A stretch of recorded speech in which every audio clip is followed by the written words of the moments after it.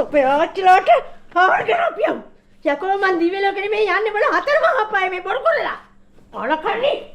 මලට නැගිටින්නවත් බෑ පුතේ බලන්නකෝ මගේ මෙච්චර ලෙඩේ යට හැදිලා.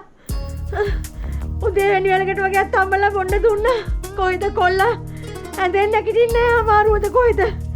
අනේ අපේ බලන්නකෝ එච්චදේ. මටත් මේ හරි අමාරුයි. කොල්ලා නැගිටින්නේ තියව ලෝස්සන්නේවත් නෑ සෝ බලන්නකෝ. අප්පට දෙවි හැලමල් පිපිලා පිට ගන්නවා. බලන්නකො සර් ඉතින් ඔන්න ඕක තමයි ප්‍රශ්නේ. හරි. එහෙනම් කමක් නැහැ. මේ එයාට කියන්න මට කෝල් එකක් දෙන්න කියලා පස්සේ. හොඳයි සර්. ඉතින් එන්න. යා. හරි බොස්. හරි sir. God bless you. Thank you. අපි යා.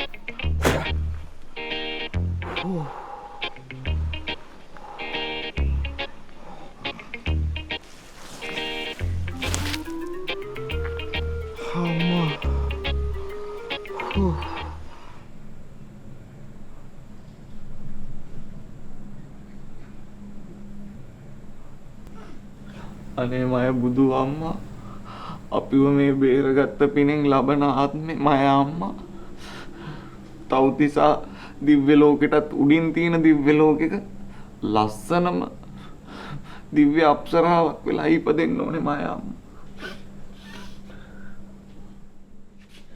තොපේ ආච්චිලාට හාර කරපියම්.